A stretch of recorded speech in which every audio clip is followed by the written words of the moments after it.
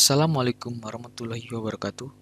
Perkenalkan, nama saya Muhammad Ridho Novalwan, NIM 0307718818230119 dari Teknik Geologi Angkatan 2018 Kampus Indralaya. Pada kesempatan kali ini, saya akan membahas mengenai Assessment of Groundwater Vulnerability based on Modified Drastic Model, GIS and Analytic Hierarchy Process, EHP, Method, The Case of Egeerder Lake Basin, Isparta, Turki. Latar belakang: pertumbuhan penduduk dan industrialisasi yang semakin tinggi, ditambah juga sejumlah besar limbah domestik dan industri yang dibuang, menyebabkan terjadinya pencemaran air tanah, sehingga diperlukan pencegahan pencemaran air tanah untuk pengelolaan sumber daya air tanah yang efektif, dan juga penilaian kerentanan air tanah untuk perlindungan air tanah tersebut. Salah satu metode standar kerentanan air tanah yang paling banyak digunakan adalah drastik, yang dikembangkan oleh Badan Perlindungan Lingkungan Amerika Serikat (USEPA) sebagai metode untuk menilai potensi pencemaran air tanah. Dalam beberapa tahun terakhir, metode drastik telah dimodifikasi dengan menggunakan parameter tambahan dan/atau dengan mengabaikan parameter yang ada sesuai dengan karakteristik wilayah studi. Pada dasarnya, studi ini bertujuan untuk mengevaluasi kerentanan air tanah di cekungan dari sudut pandang perlindungan air tanah di cekungan dan perlindungan kualitas air danau Egeerder. Pengumpulan data. Pada metode drastik ini, terdapat 7 parameter, yakni kedalaman air, net recharge, media aquifer, media tanah, topografi, dampak zona fadosa, konduktivitas hidrolik, ditambah parameter kelurusan dan penggunaan lahan. Data-data tersebut diperoleh dari literatur, studi lapangan, pekerja hidrolik negara, pekerja meteorologi negara, dan manajemen pertanian, serta pekerja desa. Dari data-data tersebut, kemudian dibuat peta parameter yang disiapkan dalam lingkungan JIS, dan klasifikasi kerentanan wilayah sungai dilakukan dengan menggunakan teknik GIS. 7 layer atau lapisan data yang kemudian didigitalkan dan diubah menjadi kumpulan data raster menggunakan ArcGIS.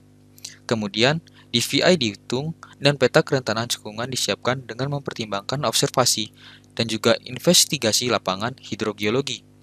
Faktor pembobotan dari 7 parameter yang ditentukan tergantung pada properti lokasi yang ditunjukkan pada tabel 1. Adapun rating dan nilai bobot yang digunakan dalam metode drastik yang dimodifikasi, dan drastik AHP modifikasi adalah sebagai berikut. Tidak hanya itu, terdapat juga data sampel air yang diambil dari 20 sumur di wilayah penelitian, dan kemudian ditentukan kandungan nitratnya.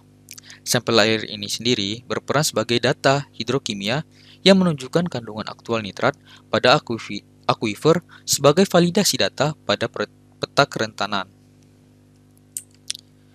Metode. Berikut ini merupakan diagram alir metodologi pada penelitian ini. Pada penelitian ini terdapat 3 tahapan dalam pengolahan data ini. Pada tahap pertama, metode drastik berbasis JIS digunakan untuk menilai kerentanan wilayah studi. Metode drastik ini sendiri menghitung indeks kerentanan drastik akhir atau DVI dengan menjumlahkan produk dari peringkat dan bobot untuk masing-masing dari 7 parameter, di mana bobot dan peringkat numerik ini dibuat dengan menggunakan teknik DLP oleh Eller et al. 1987. Tahap kedua, lalu parameter kelurusan dan penggunaan lahan ditambahkan ke parameter metode drastik yang diketahui, dan metode itu pun dimodifikasi. Pengaruh parameter ini ditentukan dengan analisis sensitivitas parameter tunggal yang dirancang untuk membandingkan bobot teoritis dengan bobot efektif. Bobot efektif sendiri merupakan fungsi nilai parameter tunggal yang berkaitan dengan parameter lain, serta bobot yang diberikan oleh model drastik yang dimodifikasi. Selanjutnya ini tahap ketiga. Pada tahap ketiga ini dilanjutkan dengan metode proses hierarki analitik atau AHP yang digunakan untuk menentukan koefisien rating dari masing-masing parameter dalam metode drastik yang dimodifikasi. DVI ketiga dihitung menggunakan rating baru dan nilai bobot untuk masing-masing dari 9 parameter, dan peta kerentanan baru disiapkan menggunakan metode drastik dan AHP yang dimodifikasi dengan teknik GIS. Adapun parameter-parameter yang digunakan pada metode ini dapat dilihat pada gambar 2, yang merupakan representasi dari skematis dari parameter yang dimodifikasi pada metode ini. Hasil dan pembahasan. Penilai kerentanan akuifer dengan metode drastik. Berdasarkan perhitungan indeks kerentanan drastik, wilayah studi memiliki nilai yang berada di antara 60 hingga 186. Selain itu, peta kerentanan drastik dari DAS disiapkan dengan menggunakan analisis overlay dari 7 peta parameter hidrogeologi yang disebutkan sebelumnya. Berdasarkan hasil kajian kerentanan air tanah, garis pantai, danau Egirdir, dan satuan aluvium umumnya memiliki potensi pencemaran yang tinggi. Selain itu, unit karbonat di wilayah studi diidentifikasi memiliki potensi kontaminasi sedang, sedangkan wilayah lain yang terletak di utara, selatan, dan barat cekungan memiliki potensi kontaminasi yang rendah. Penilaian kerentanan akuifer dengan metode drastik AHP modifikasi. Peta kerentanan drastik AHP dimodifikasi dibandingkan dengan peta kerentanan lain yang diperoleh dari metode drastik dan drastik yang telah dimodifikasi, maka kerentanan yang didefinisikan akan lebih jelas dengan menggunakan nilai bobot yang ditentukan dengan metode AHP.